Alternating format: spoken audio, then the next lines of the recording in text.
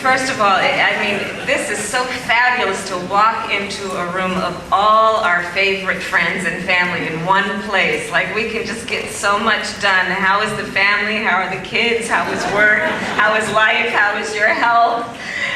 And love you, and it's great to see you. I also look around this room, and I feel like we're at some joint chiefs of staff meeting. I mean, we've got presidents and Maya Harris and Ben Jealous. I'm now, you all know my title is General.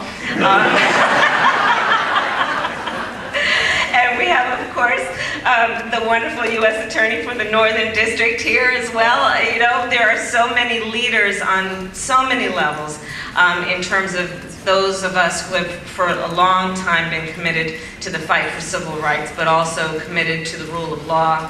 Felton Henderson, Henry Ramsey.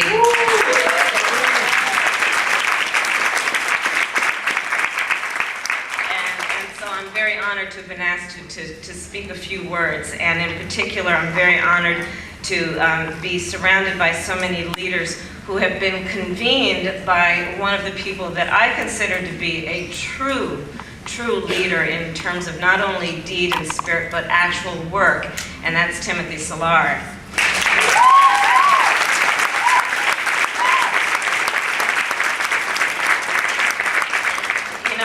I have known Tim for many years. I knew him when I was a line deputy as an assistant prosecutor in the San Francisco DA's office. When I was elected back in 2003 and started in 2004 as the DA of San Francisco, I really knew the potential, as we all knew, of that office and law enforcement to engage in criminal justice policy with a mind toward reform. And there was no question in my mind about who would be the person in my office who could lead that effort, who would have and understand the vision, but also have the ability to do the hard work that is necessary. He knows how to do the work of not only using the power of these offices to engage in public education, but also the power and the responsibility to use these positions in terms of the bully pulpit. The need to do the work of also of bringing together members from each sector of our society around the convening that has to be done to pursue an agenda that is about innovation in law enforcement. And Tim Szilard is just that person.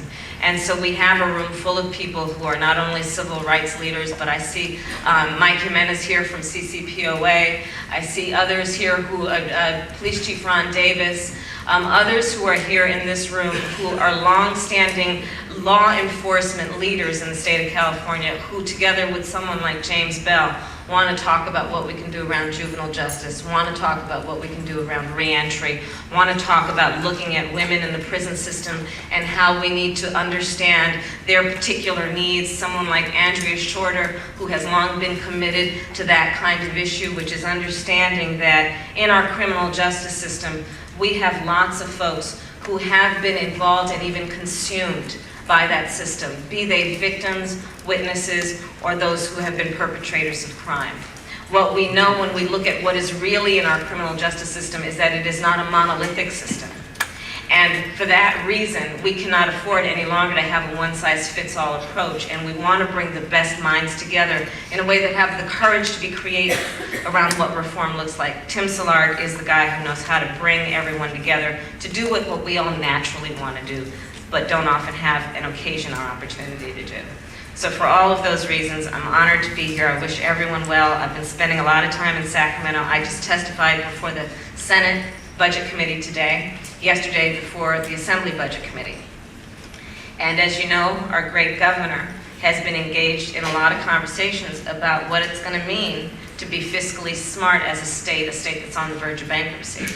And he's talking about the need to early release or to look at other issues in terms of criminal justice. Well, I say that in this apparent crisis, we now, for the first time, I believe in our generation of leadership, have a real opportunity to engage in meaningful reform that will be about being smart on crime.